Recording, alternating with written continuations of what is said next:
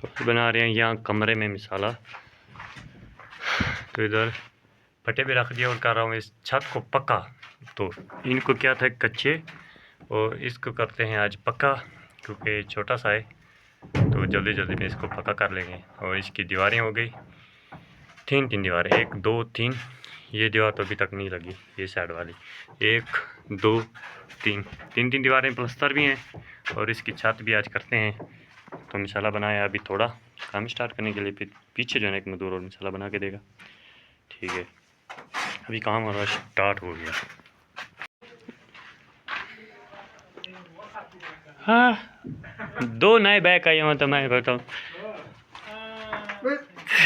یہ کیا ہے یہ کیا ہے ہاں شرم ہے یہ کی شرم ہے ہاں اچھا گل کری تب ایک یہ دوسرا دور آ گیا ہے. اور سناؤ ٹھیک